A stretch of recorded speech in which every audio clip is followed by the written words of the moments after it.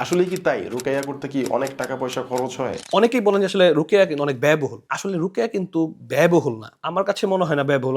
অন্য জায়গায় হতে পারে ব্যয়বহুল। আমরা চেষ্টা করি যে আমাদের রোগীদের একটা সেশনের মধ্যে তাকে সুস্থ করে বা তাকে জিনজাতুটা নষ্ট করার ক্ষেত্রে আমরা চেষ্টা করে থাকি। তো অনেক সময় ৩-৪ টা সেশন লেগে যায়। তো আমরা যে সেশনটা নেই সেটা কিন্তু ব্যয়বহুল না। আপনি যদি ধরেন একটা ক্যান্সারের চিকিৎসা করতে যান যে ব্যয়বহুলটা হয়, রুকিয়া কিন্তু সেরকম না। সেখানে কি লাগে? হয়তো আপনি অলিভ অয়েল লাগতে পারে, একটা ৳২০০ একটা অলিভ অয়েল লাগে। এরপর আপনার হয়তো ৳১০০ একটা পিঙ্ক সল্ট লাগে। এই ৳২00-৩০০ একটা সাপ্লিমেন্ট বা ৳৪০০ একটা সাপ্লিমেন্ট লাগে, আর সেশন চার্জটা লাগে।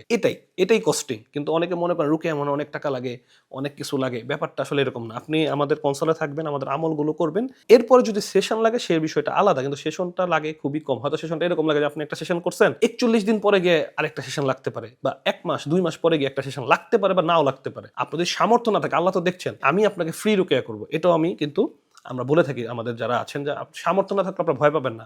আল্লাহ সুবহানাহু ওয়া তাআলা আমাদের যেহেতু ইলম দিয়েছেন আমাকে এই বিষয়ে, যেটা আল্লাহ সুবহানাহু ওয়া তাআলা সবাইকে তো ইলম দেন না। আমাকে যেহেতু এই বিষয়ে ইলম দিয়েছেন, আমি যেহেতু পারি, তাহলে আমি মানুষকে এটা মানে ফ্রি ট্রিটমেন্টও করতে রাজি আছি যদি তারা আমার কনসাল্ট থেকে রুকিয়াটা নিতে চায়।